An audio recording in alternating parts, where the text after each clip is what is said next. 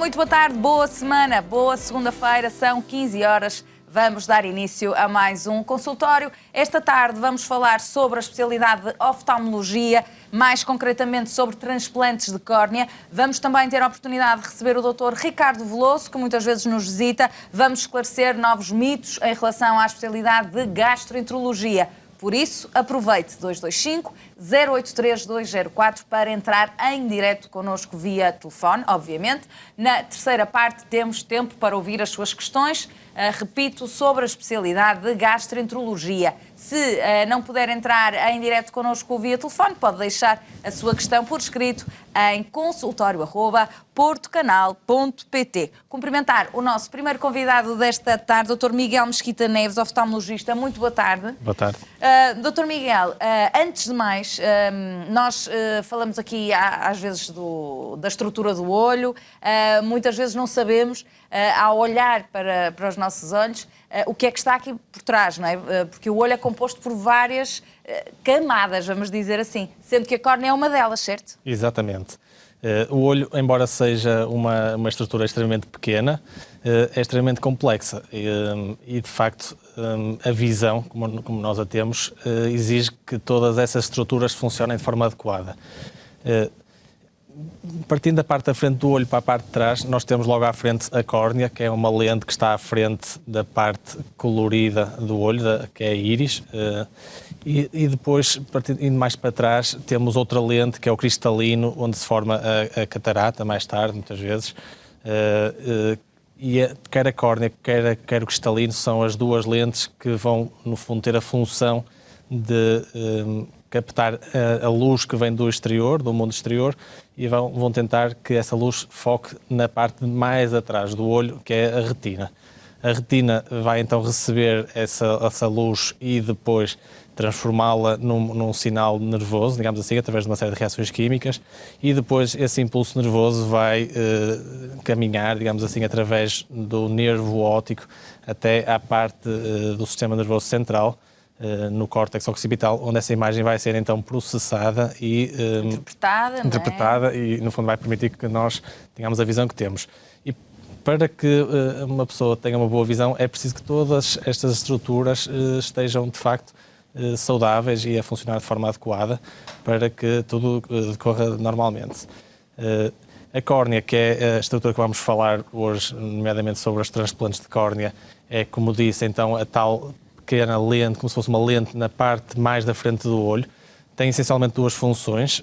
Uma função protetora, portanto é a primeira barreira do mundo exterior. Nós deparamos todos os dias com muitas lesões traumáticas, por exemplo, de pessoas que no seu dia-a-dia acabam por embater alguma coisa na córnea e que, no fundo, a córnea protege de forma que esses objetos, ou o dedo de uma criança, ou, enfim, qualquer coisa que nos salte para o olho, e não vá para dentro do olho e, no fundo, provocar lesões maiores.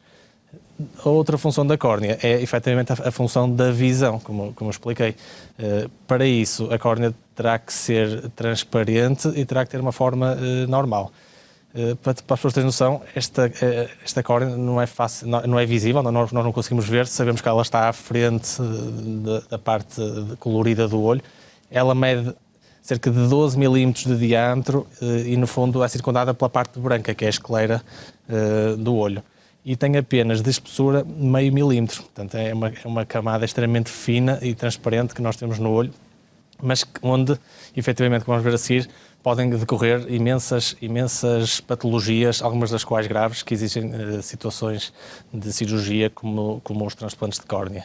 Portanto, há patologias associadas à córnea, não só acidentes que podem acontecer, mas patologias, por assim dizer, não é? Portanto, uma doença da córnea, não é? Uhum. E que doenças são essas? Existem múltiplas doenças, a córnea, de facto, apesar de ser pequena, como eu referi, existem múltiplas doenças que podem atingir, mas irei aqui a falar apenas de duas ou três, que são aquelas mais cujo tratamento mais vezes necessita de transplante, ou seja, são as principais indicações para transplante de córnea, e daí eu referi.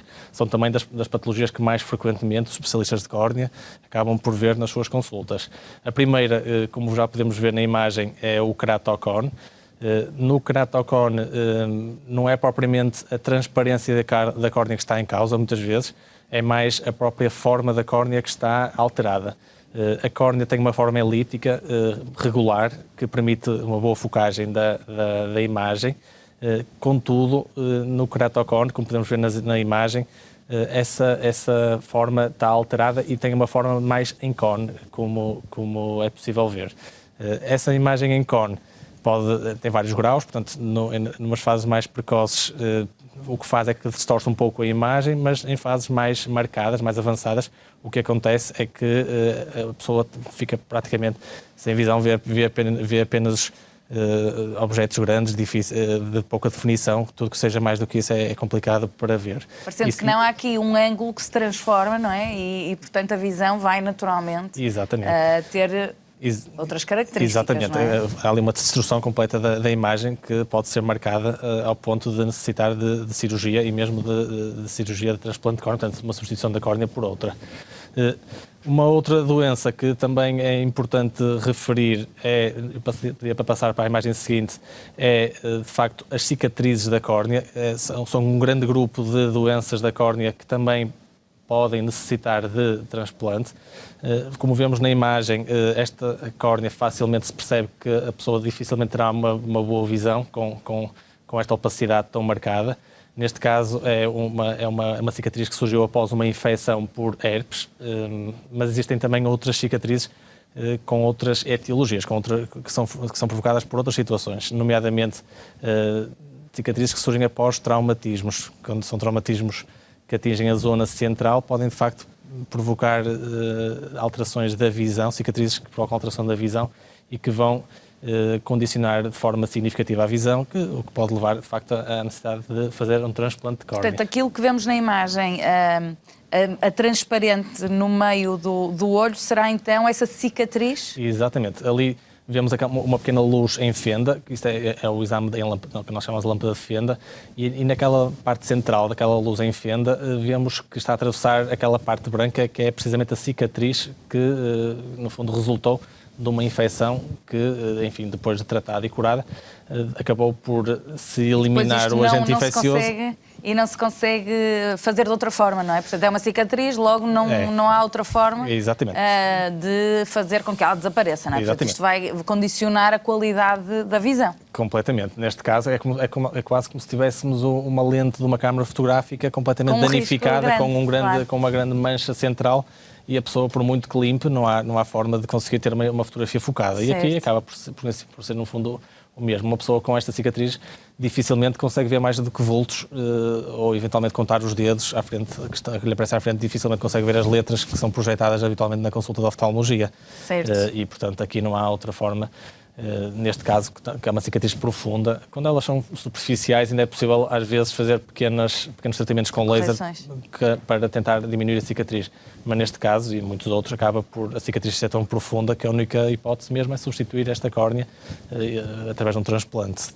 Portanto, estas são as principais patologias, ou existe mais alguma que nos trouxe? Se me permitirem, gostaria só de mencionar uma terceira, que no fundo atinge uma pequena lamela da córnea. Portanto, a córnea, apesar de fina, ainda tem várias camadas, e existem doenças que são bastante frequentes, e por daí eu gostaria de referir, até porque depois isto tem implicação ao nível do tipo de transplante que se faz, que iremos falar mais à frente, e portanto, a camada mais atrás da córnea é composta por uma quantidade de células que permitem manter a transparência da córnea.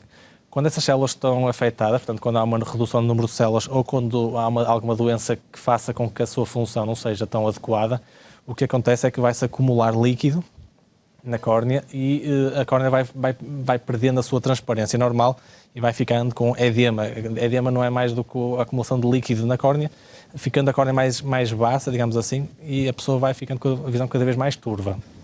E isto acontece em doenças como a distrofia de Fuchs, que é uma distrofia no fundo, desta camada de células da córnea, e também a keratopatia bulhosa, que no fundo é quando o número de células é tão reduzido que não permite que essas células façam a sua função normal, e vai haver uma acumulação de líquido na córnea, e essa vai ficando embaciada e a visão vai se perdendo. E, portanto, esta é uma patologia cuja a origem está, de facto, naquela camada mais atrás das células, o que depois, como iremos falar mais à frente, temos atualmente tratamentos que nos permitem dirigir digamos, o transplante a essa camada de células, o que é, de facto, uma inovação importante ao nível dos transplantes. Mas depois, portanto, falar mais à frente dentro dos transplantes, essa foi a grande inovação dos últimos tempos? Exatamente. A grande inovação, portanto, os transplantes, para as pessoas terem noção, já existem há mais de 100 anos. Portanto, o primeiro transplante foi realizado em 1905, na República Checa. Claro que nessa altura os transplantes eram totalmente diferentes do que eram feitos hoje. A taxa de sucesso era baixíssima. Temos que perceber que era uma época em que não havia, enfim, os cuidados de asepsia, de esterilização que há hoje. Não existiam microscópios. Os fios de sutura com que se dá os pontos também não têm nada a ver com os que eram. Portanto, era uma época completamente distinta. Isto depois foi evoluindo ao longo das décadas, do século XX.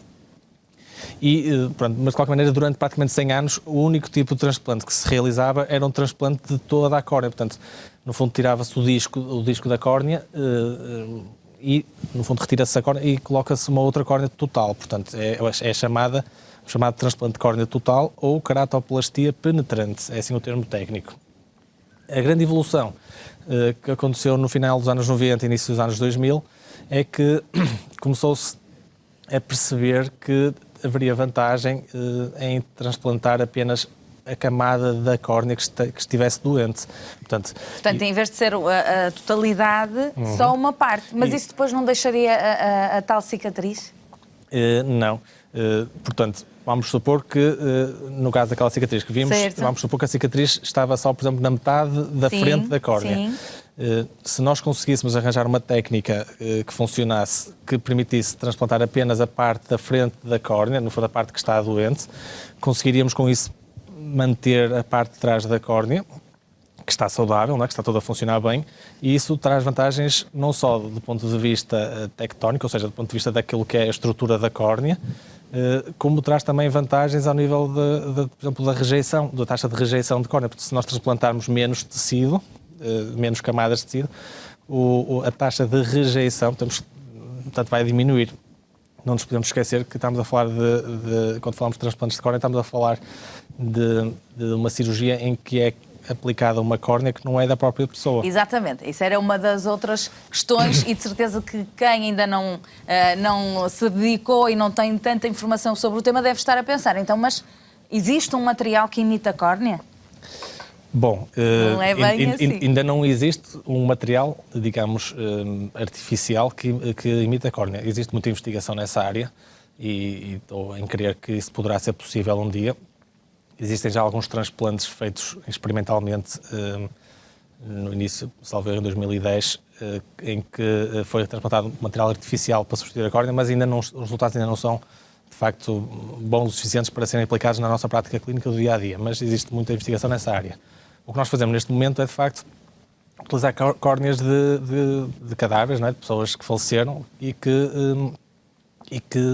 à luz da lei portuguesa, qualquer pessoa que morra, não é? Que no seu final de vida acaba por ser um dador natural de órgãos, e nomeadamente a córnea é um tecido que também está associado ao mesmo diploma legal. E, portanto, qualquer pessoa que não expresse em vida a vontade de não doar órgãos ou tecidos é um potencial dador de órgãos. E a córnea, então, é, no fundo, colhida no cadáver nas primeiras horas, após a morte, e depois então submetida a uma série de exames. Esses exames consistem em exames microbiológicos, que são exames em que nós analisamos o dador quanto à presença de certas infecções, nomeadamente HIV, hepatite B, hepatite C, entre outras, e também quanto à presença de algum tumor sanguíneo que possa depois haver o risco de passar para o receptor da córnea. Portanto, tem que haver esses cuidados, esses exames, ou seja, nem todo o dador morto, não é, pode ser dador de córnea, não é? Portanto, há ali um hiato de tempo para vocês perceberem exatamente. Isso. Quando isso tudo está viável, tudo isto também tem que se processar de uma certa forma rápida, exatamente. Não é? As córneas, temos alguma vantagem relativamente aos órgãos, é que a viabilidade da córnea a ser transplantada pode durar cerca de 10 a 14 dias. Portanto, durante esse período temos tempo para utilizar a córnea. Além disso, além dos exames microbiológicos que eu recebi, que eu referi, existe também uma análise muito detalhada da estrutura da córnea, portanto, a nível microscópico e a nível da contagem de células da própria córnea, que nós fazemos antes de transplantar a córnea. Portanto, só utilizamos, de facto, córneas extremamente estudadas para que tudo decorra bem no receptor da referida córnea. Existem córneas que não são viáveis e, portanto, não são utilizadas. Muito bem. O doutor está aqui a precisar de beber um bocadinho de água. Vou só esperar por si para continuarmos o nosso raciocínio. E, portanto, agora, há mais do que um tipo de transplante de córnea. Exatamente. Como eu referi há pouco, com o maior conhecimento das doenças, nós começamos a perceber que se em vez de fazermos um transplante de toda a córnea, que é uma cirurgia mais agressiva, percebemos que se transplantarmos apenas uma parte, digamos, uma lamela, uma camada da córnea, isso traria vantagens em termos daquilo que é a recuperação da visão dos nossos doentes. Nesta imagem que nós estamos a ver, vemos, portanto, na parte de cima a córnea normal, não é, da pessoa. Depois, na segunda imagem, vemos então a vermelho toda a córnea que irá ser transplantada. Depois, na imagem do meio, vemos que a parte vermelha corresponde apenas à parte mais da frente da córnea. No fundo, o que fazemos é transplantar praticamente 80% a 90% da córnea da frente, deixando as células da parte de trás intactas, o que vai trazer as vantagens que eu já referi. Depois, nas duas imagens de baixo, são imagens que se referem a transplantes endoteliais, em que o objetivo é transferir células endoteliais, e estes transplantes são feitos em doenças em que a principal parte da córnea afetada é a parte de trás, a parte endotelial. Depois, não sei se podemos passar para a imagem seguinte. Aqui vemos então a imagem do pós-operatório nas primeiras semanas de um doente que foi submetido a um transplante de córnea total. Mas, por exemplo, nós leigos olhamos e vemos um olho normal, não é? Nunca vamos perceber se é transplante ou não. Exatamente. O especialista vai perceber? Sim. Um especialista em oftalmologia facilmente compreende que não é a córnea original. Que não é a córnea original. E a seguir vão mostrar imagens. Como é que se percebe isso? Se calhar numa imagem mais à frente depois conseguimos ver isso. Conseguir ver isso. Mas mesmo nesta imagem, se olharmos com atenção, conseguimos perceber que há ali uns pontos, uns fios pretos, quase nas do cabelo, a toda a volta. Sim. Neste caso são 16. E aquilo, no fundo, é o que está a unir a córnea da Dora à córnea da própria pessoa. Portanto, então, por ali é fácil. Eu pensei que fazia parte da cor do próprio olho. Ali confunde-se até um pouco com a íris, de facto. Ali até se confunde um pouco com a íris, mas se olharmos um pouco com um pouco mais de atenção, conseguimos compreender que há ali uns fios pretos que são os fios de sutura de transplante, no fundo, que une o transplante ao próprio olho, à própria córnea da pessoa. Porque o bordo da córnea nós não o transplantamos, fica sempre o da própria pessoa, sempre ou na grande maioria das vezes. Portanto, a única coisa que está ali a unir, vamos dizer assim, são os pontos de sutura, não é? Sutura, exatamente. Agora, eu há pouco perguntei-lhe em relação aos exames que tinham que ser feitos ao dador, não é? Mas qualquer pessoa é passível, elegível para transplante, ou também há casos em que as pessoas não podem, infelizmente, receber o transplante? No caso aqui, falando especificamente do caso de transplantes no olho, no caso de transplantes de córnea, qualquer pessoa pode receber um transplante de córnea, desde que, em termos daquilo que é a sua patologia ocular e daquilo que são as suas comorbilidades, ou seja, as outras doenças do olho, assim o permitam e assim mostrem benefício no transplante, porque o transplante também tem riscos e caso a caso nós temos que avaliar o risco-benefício desse determinado olho, dessa pessoa, receber o transplante.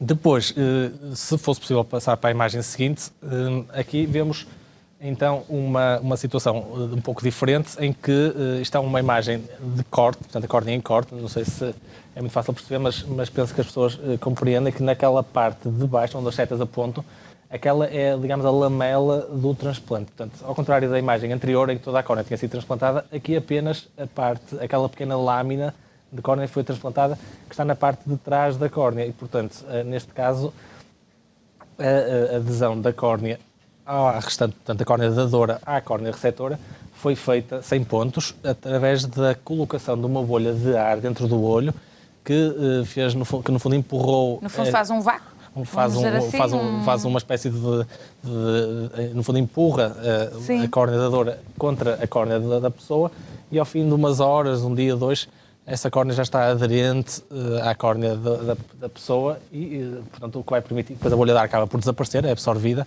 e este é o aspecto já sem bolha de ar, e vemos que houve uma adesão entre a córnea dadora e a córnea receptora sem necessidade de pontos. E aqui, este é o tipo de transplante em que é transplantada a parte de trás da córnea, precisamente para tratar as tais doenças da parte de trás da córnea. Sendo que toda a parte da frente, portanto, praticamente 80-90% da córnea que vemos ali à frente é da própria pessoa, o que vai trazer enormes vantagens àquilo que é a estrutura. Portanto, é uma cirurgia muito menos agressiva. Era isso que lhe perguntava, não é? Para qualquer pessoa, para qualquer leigo, naturalmente que este deve ser o tipo de transplante que traz menos efeitos secundários até e possibilidade de menor complicação, não é? Exatamente, muito menor. Este tipo de transplantes que nós fazemos já há cerca de 15 anos, 15, 20 anos, aqui em Portugal, talvez nos últimos 10 anos, tenha havido um crescimento muito grande deste tipo de transplante. Como é fácil de compreender, se apenas aquela camada vai ser transplantada, isso traz enormes vantagens, quer ao nível da taxa de rejeição, quer ao nível da própria estrutura da córnea, quer ao nível de complicações para o próprio olho, outras doenças que surgem às vezes associadas a transplantes. Além disso, a recuperação visual também é muito mais rápida, dado que não há... todo o transplante que exige pontos tem uma recuperação visual mais lenta. Mas antes de passar para aí, eu gostava só de, se pudessem passar para a próxima imagem. Pronto, aquilo que me perguntava ao bocado, o aspecto de um olho transplantado, aqui consegue-se perceber bem. Portanto, aqui já o aspecto 1 ano e meio após o transplante, como conseguimos ver, tem ali uma pequena linha branca na córnea, certo, que é precisamente a linha de união entre a córnea receptora e a córnea dadora. Portanto, que se olharmos com atenção conseguimos perceber que isto não é uma córnea totalmente normal. De facto, na zona central, que é a zona mais importante para a visão, é totalmente transparente, mas vemos ali uma pequena união à volta que nos faz perceber que esta é uma córnea que foi transplantada. Portanto, em relação àquilo que seja a recuperação normal deste procedimento, estamos a falar de mais ou menos quantos dias sem a visão total? São pessoas que têm que, de alguma forma, ter uma medicação durante algum tempo? Relativamente a essa questão, acho que devíamos subdividir em 2 grandes grupos. O primeiro é o grupo dos transplantes de córnea total, em toda a córnea transplantada. Aí o doente tem que fazer medicação no mínimo durante 6 a 9 meses, ok? Medicação imunossupressora em gotas para evitar a rejeição e também tem um efeito anti-inflamatório durante os primeiros tempos, além da terapêutica antibiótica nas primeiras 2 semanas. Durante 6 meses os pontos não são removidos porque a córnea é uma estrutura sem vaso e, portanto, a cicatrização dá-se de forma muito lenta. E, portanto, durante 6 meses aqueles pontos que nós vimos a toda a volta ficam lá durante 6 meses e a partir dos 6 meses, em média, começámos a retirá-los lentamente, mês após mês, de forma que tudo decorra, enfim, de forma segura. Portanto, há essa necessidade também, não é? De ir retirando os pontos. Eles não são absorvidos, exatamente, ou reabsorvidos, etc. Não, e só ao fim de 1 ano e meio é que temos o resultado final, que é este resultado que nós vemos na imagem. Portanto, 1 ano e meio. Pronto, isto nos totais. Se podemos passar para a imagem seguinte, rapidamente, vemos que aqui é um transplante endotelial, portanto, da parte de trás da córnea. Aqui as recuperações são bastante mais rápidas e quando nós temos a hipótese deste transplante, de facto é este transplante que nós indicamos aos nossos doentes, porque nestes casos, habitualmente, ao fim de 1 a 3 meses, como não tem pontos, não é? Ao fim de 1 a 3 meses já temos o resultado final. Portanto, conseguimos recuperações mais rápidas e mais seguras para os nossos doentes, mas só está indicado efetivamente quando a doença está apenas na parte de trás da córnea. Quando temos uma doença, por exemplo, a tal cicatriz, este não resulta. Não é uma escolha que se possa fazer, não é? É o que é. É o que é. Quando optarão naturalmente por este método melhor, mais amigo do paciente, quando assim é possível, não é? Exatamente. Agora, na imagem vemos ali um risco, assim um alaranjado, assim um bocadinho forte. O que é aquela luz é a luz do próprio exame. Portanto, nós para conseguirmos ver... É para explicar às pessoas. Exatamente. Não ficam a pensar que vão ficar com aquela cicatriz. Não é verdade. Nós para conseguirmos ver no olho usamos muitas vezes esta luz em fenda que nos permite de facto analisar as várias camadas, como já expliquei várias vezes aqui. A córnea tem várias camadas e o resto do olho também, e portanto esta fenda ajuda-nos a perceber melhor em que zona, neste caso da córnea, é que a doença está mais presente. Finalmente, esta imagem é para dizer que muitas vezes no final de um transplante bem sucedido a história não terminou. Aqui conseguimos ver, a imagem está um pouco escura, mas conseguimos perceber que junto à íris está ali uma lente implantada, que no fundo é um caso em que a pessoa, depois do tal ano e meio de recuperação de um transplante completo, ainda não via de forma adequada. Isso devia-se ao facto de ter ganho uma miopia bastante alta.